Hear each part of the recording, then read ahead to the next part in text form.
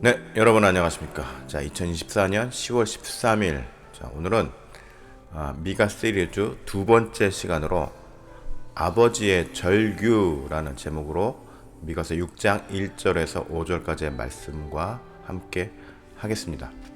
자, 본문은 3절까지 한번 읽어보겠습니다. 1절, 너희는 여호와의 말씀을 들을지어다. 너는 일어나서 산을 향하여 변론하여 작은 산들이 내 목소리를 듣게 하라 하셨나니. 2절, 너희 산들과 땅의 견고한 지대들아, 너희는 여호와의 변론을 들으라. 여호와께서 자기 백성과 변론하시며 이스라엘과 변론하실 것이라. 3절, 이르시기를 내 백성아, 내가 무엇을 내게 행하였으며 무슨 일로 너를 괴롭게 하였느냐. 너는 내게 증언하라. 자, 신학에서 보면은 하나님에 대해서, 우리가 믿는 하나님에 대해서 여러 가지 방법으로 하나님의 존재성을 정의하려고 노력합니다.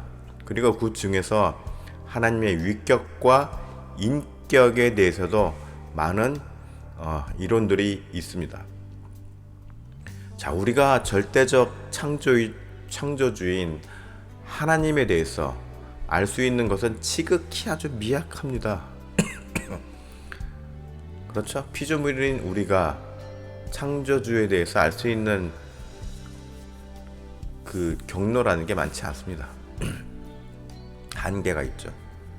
그러나 한 가지 확실한 점은 우리들을 향한 사랑이 아주 넘쳐난다는 점입니다. 그것만큼은 확실합니다. 하나님의 그 인간을 향한 사랑이 넘쳐나다 못해 절절하기까지 합니다. 자, 현재 독일의 류밍헨 대학교 명예교수로 계시고 또 칼 바르트 이후에 현대 신학에 가장 큰 영향을 끼치고 있는 신학자이며 또 종말론적 희망의 신학자라는 평을 받고 있는 유리겐 몰트만이라는 교수는 십자가에 달리신 하나님이라는 그의 저서를 통해서 하나님은 독생자가 죽임을 당하도록 함으로써 스스로 고난을 자취하셨다고 봅니다. 자, 자취가 뭐죠? 고난을 신께서 스스로 선택하셨다는 거죠. 일부러. 그러면서 그는 고통을 겪지 않는 하나님은 완전한 하나님이 아니라 결함이 있는 하나님이라고 주장합니다. 네, 이 표현이 좀 거친 것 같지만은, 네, 우리가 믿는 하나님은 그만큼 인류를 향한 관심과 사랑이 크다라는 것을 아주 그냥 극단적으로 표현하고 있는 거죠. 자, 이런 하나님의 사랑이 드러나는 특징을 들자면은, 하나님께서는 피조물인 우리들과 늘 언제나 대화하기를 원하신다는 것입니다. 신으로서 일방적인 명령이나 일방적인 통치, 지배가 아닌 대화를 통해서 커뮤니케이션, 관계를 이루고 싶어 하신다는 것이죠. 그리고 이러한 부분의 대표적인 말씀 중에 하나가 바로 오늘의 본문인 것입니다. 자, 1절, 너희는 여호와의 말씀을 들을지어다. 너는 일어나서 산을 향하여 변론하여 작은 산들이 내 목소리를 듣게 하라 하셨나니. 자, 이 부분에서 많은 주석서들을 보면은, 해석서나 이런 서적들을 보면은 본문의 말씀은 하나님께서 선지자를 통해 그들을 하나님의 변호인으로 세워 변론을 하게 하였다라고 설명합니다. 맞는 말입니다. 그런데 저는 좀 더 직접적인 표현을 하고 싶습니다. 앞서서 말씀드린 바와 같이 하나님께서는 당신의 피조물들과 대화를 하고 싶어 하십니다. 자, 아담의 범죄 이후 구약 시대와 예수님께서 오신 이후 신약이 완성되기 이전에는 사람들이 직접적인 하나님과의 교류가 불가능했죠. 그래서 제사장을 통해서 제사를 통해서 속죄제를 드리고 그런데 예수님 이후 이제는 말씀과 기도를 통해서 얼마든지 하나님과의 교통이 가능해졌습니다. 다 알고 계시는 것이죠. 제가 말씀을 전하면서 자주 이제 강조하는 말이 있는데 성경 구절에 같은 문장이나 같은 단어가 여러 번 반복되는 부분이 있다면 그 부분은 아주 중요하고도 엄중한 내용이라는 점입니다. 자, 2절 한번 보겠습니다. 너희 산들아 땅의 견고한 지대들아 너희는 여호와의 변론을 들으라.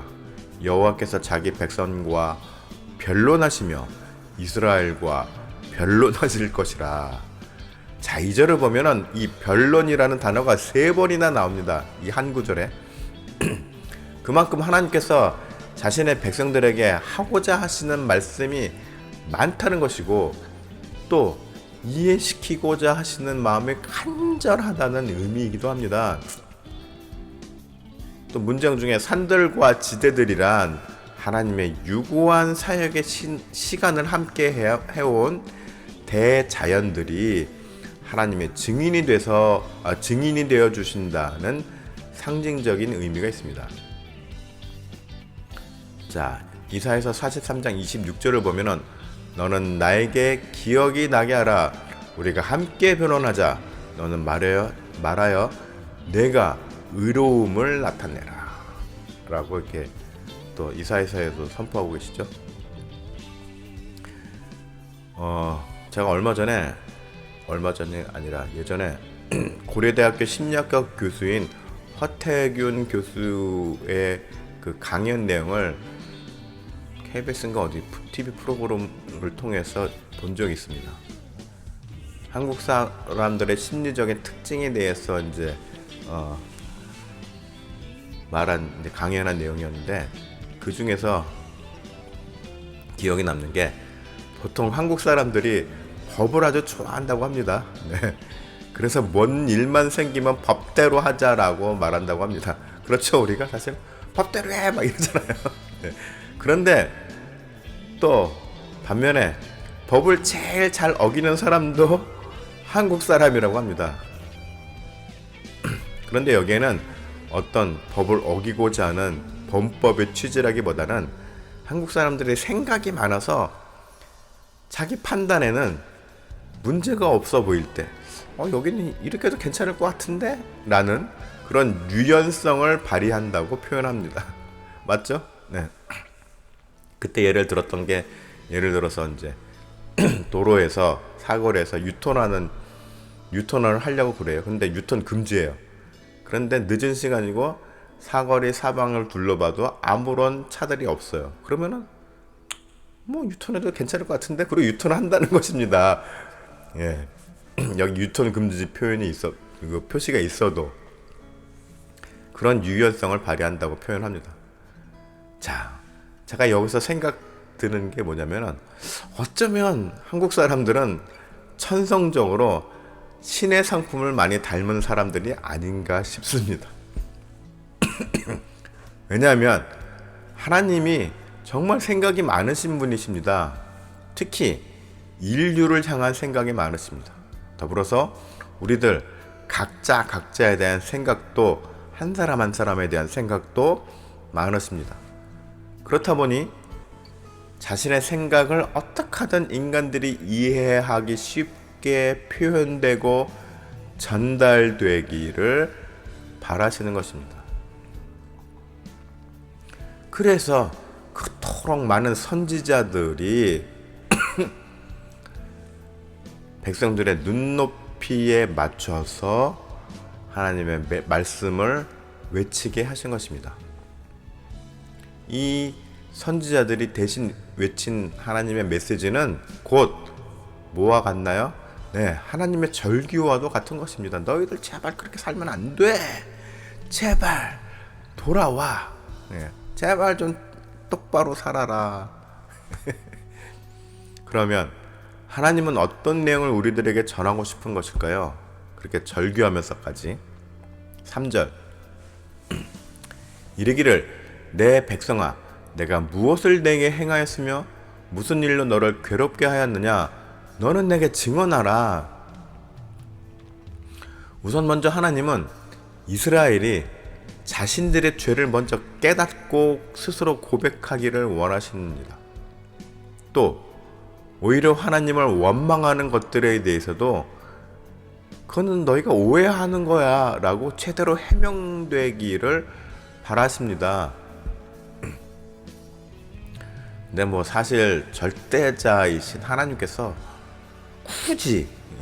굳이 피조물들을 향해 이런 번거로운 변론의 장을 마련하는 것 자체가 사실 말이 안 되는 상황이기는 합니다. 그렇죠? 내가 신이라면은 내가 번거롭게 뭐 피조물들한테 사실은 이렇고 저렇고 그런데 너희는 그렇게 살면 안 돼. 뭐 이런 말을 할 필요가 있나요? 그냥 마음에 안 들면 바로 심판하거나 확 쓸어버리면 되는 거죠. 그렇게 해도 감히 누가 뭐라 할 존재가 없습니다. 그렇죠. 그럼에도 하나님께서는 자신의 백성들과 얽혀있는 갈등 및 오해와 잘못에 대한 이 모든 것들의 시시비비를 따져서 밝히는 것을 원하신다는 것입니다. 대단하지 않나요?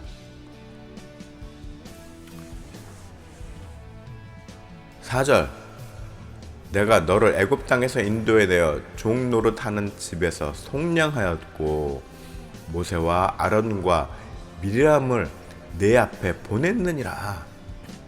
자, 이 4절 말씀을 보면은 어딘지 모르게 친숙한 느낌이 들지 않나요? 내가 너를 애굽 땅에서 인도했어. 그래서 너희들이 종로를 하던 그 집에서 내가 너희를 해방시켰어. 내가 모세하고 아론과 미리암을 너희들에게 보냈다고. 이거 뭐죠? 자, 우리들 옛 어른들, 우리들 예전에 할아버지, 할아버지가 제가 어렸을 때 명절 때 가면은 꼭 하면 이제 6.25 때 얘기하시고 6.25 때 피난살이 얘기하시고. 자, 내가 정말 6.25 때 너네 엄마 아빠 들쳐업고 피난살이 했던 거 막 그 6.25 피난 기차 타면서 막 매달리면서 내려온 거 이런 거 얘기 시작하면은 이제 그날 하루 다 갑니다. 내가 너희들을 어떻게 키웠는데 그 난리통에 업고 이거 먹을 거 입을 거 제때 청개 먹이느라 정말 우리들 인생이 다 갔다. 이렇게 하시는 말씀들이 떠오르지 않나요? 저는 오늘 이 본문의 4절 말씀을 읽으면서 딱 그런 우리 할아버지 할머니 우리 부모님들의 느낌이 떠올랐습니다. 하나님은 스스로를 우리들의 아버지라고 말씀하십니다.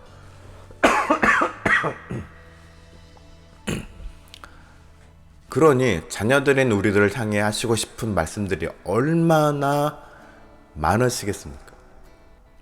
그러나 자녀들은 그 말씀을 제대로 듣지 않는다는 것이 문제인 것이죠. 또 하나님은 과거 하나님께서 베푸셨던 수많은 은혜들을 기억해 주기를 원하십니다. 자, 그것이 꼭 하나님께서 자신의 행위에 대한 공치사를 하시는 것은 아닙니다. 하나님께서 하신 일에 대해서 스스로 막 이렇게 드러내고 싶어 하신다는 그런 의미는 꼭 아닙니다. 하나님의 은혜의 섭리 과정은 곧 인류의 역사 그 자체이자 인류가 앞으로 살아 생존할 수 있는 유일한 길이기 때문에 기억하라는 것입니다. 그 과정들을 너희가 잊지 말고 기억해서 앞으로도 그 교훈을 삼아서 잘 살아라 라는 의미가 있는 것입니다. 자, 5절. 내 백성아, 너는 모압 왕 발락이 꾀한 것과 부올의 아들 발람이 그에게 대답한 것을 기억하며, 이거 그 계속 연결되는 거죠. 시딤에서부터 길갈까지를 기억하라. 자, 5절의 말씀은 계속 4절의 연장선상입니다. 자, 5절의 말씀은 민수기 22장에서 24장까지의 내용에 대한 것입니다. 자, 제가 예전에 민수기 시리즈 할 때 이미 발람과 발락의 내용에 대해서 메시지를 전한 바 있습니다. 이스라엘의 가나안으로 향하던 중에 모압 왕 발락이 주술사 발람을 통해 이스라엘을 저주하려고 했습니다. 그리고 발람은 그것을 받아들여서 이제 이스라엘을 저주하려고 했는데, 발람이 오히려 하나님의 영에 감동이 돼서 이스라엘을 축복한 일을 말합니다. 그렇죠? 또 시딤에서 길갈까지의 일이란 무슨 일이냐? 민수기서 25장에 미디안의 음행과 우상 숭배에 진노하셨던 사건이 있었습니다. 그리고 또 여호수아서 3장과 6장에는 이스라엘의 할례를 하나님께서 행하신 일, 그다음에 여리고 성을 정복하셨을 때 하나님께서 함께 하셨던 사건 등을 말씀하고 있는 것입니다. 이렇게 하나님께서 이스라엘 백성들과 함께 하셨던 많은 역사적인 사건과 그 속에서 베푸셨던 하나님의 은혜에 대해서 계속 말씀하고 계시는 것입니다. 자, 5절 이어서 그리하면 나 여호와가 공의롭게 행한 일을 알리라 하실 것이니라. 인류의 역사는 우리들에게 교훈을 줍니다. 하나님의 역사하심은 우리들에게 바른 길을 가게 하는 이정표를 세워주십니다. 그리고 그 이정표가 바로 예수 그리스도인 것이죠. 요한복음 14장 6절에 예수께서 이르시되 내가 곧 길이요 진리요 생명이니 나로 말미암지 않고는 아버지께로 올 자가 없느니라. 왜요? 예수님께서 이정표가 되셨기 때문입니다. 자, 말씀은 인류를 향한 하나님의 양육과 훈육의 역사이자 우리들의 미래를 밝혀줄 길과도 같습니다. 그리고 이 말씀 안에는 우리들을 향한 하나님의 절규가 울려 퍼지고 있습니다. 우리들은 말씀을 통해 하나님의 음성을 듣고, 기도 중에 막 하나님의 음성 막 진짜 뭐 아무개야 막 이런 일은 말씀 시대 이후로는 거의 저는 없다고 봅니다. 사실 구약 시대에도 간혹 가다가 하나님의 음성을 직접 들은 사람들이 있었죠.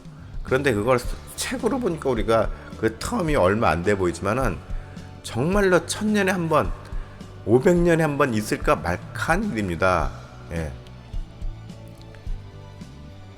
그래서 우리는 이 말씀의 시대, 교회의 시대에는 무엇을 통해 하느냐? 말씀을 통해서 하나님의 음성을 들어야 하는 것입니다. 말씀을 통해서 하나님의 가르침과 인도하심을 따르며 나아갈 때 우리는 하나님의 공의로움을 닮아가는 성도들이 될 수 있는 것입니다. 그리고 그 공의로움의 표본이 바로 예수 그리스도의 삶인 것입니다. 그러니까 성경을 읽었다 하면서 내가 교회를 다닙네, 성도임네 하면서 옳지 못한 행동을 하는 사람들은 말씀대로 살지 않는 사람입니다. 성도로서의 삶을 살아가지 않는 사람들입니다. 불의한 사람들입니다. 불의한 것이란 꼭 무슨 대형 범죄를 저지르거나 이런 것만을 말하는 것은 아닙니다. 불의가 뭡니까? 옳지 못한 것이죠. 옳지 못한 말이나 행동도 불의한 것입니다. 그러나 하나님은 이러한 불의를 기뻐하지 않으시죠. 네. 사랑에서도 불의를 기뻐하지 않는다고 제가 계속 반복해서 말씀하였습니다. 말씀드렸습니다. 따라서 우리가 정말로 하나님의 뜻대로 말씀대로 살아간다고 한다면은 하나님의 공의를 닮아가는 겁니다. 하나님의 정의로운 삶을 닮아가야 합니다. 예수님께서 그렇게 공생의 3년 동안 정의로운 삶의 표본을 보여주셨습니다. 그러니 그 꼴이 보기 싫은 기득권들 세력에 의해서 죽으신 거잖아요. 네. 공의롭지 못한 불의한 기득권들에 의해서 모함을 받아서 십자가에 달리신 것이잖아요. 그러기 때문에 예수님께서도 우리들에게 너희들도 각자의 십자가를 지라고 말씀하시는 것이잖아요. 공의롭게 살라고. 그렇죠? 예. 그런데 이 땅에는 공의롭게 살지 않는 그리스도인이라고 하는 사람들이 너무 많습니다. 예. 그리스도인 무늬만 그리스도인인 것이죠. 최소한 내가 용기가 없어서, 힘이 없어서, 권력이 없어서 그저 일개 소시민이라서 때로는 시류에 휩쓸려 갈 때도 있을지라도 최소한 양심의 가책을 받아서 성전 미문에서 통회하는 그 세리와 같은 자세를 가져야 하는 것입니다. 최소한 아이고 하나님, 제가 오늘도 하나님의 공의로운 뜻 3대로 살지 못했습니다. 정말 부끄럽습니다. 죄송합니다. 라는 통회의 모습을 보여야 하는 것입니다. 최소한. 네. 그게 주님께서 우리들에게 요구하시는 그리스도인으로서의 삶인 것입니다. 여러분들 모두 하나님의 음성 자체인 말씀, 이 성경이 바로 하나님의 음성 자체입니다. 이 말씀을 늘 묵상하며 예수 그리스도의 길을 겸손함으로 순종하여 살아가는 그러한 아주 신실한 성도들이 되시기를 축복합니다.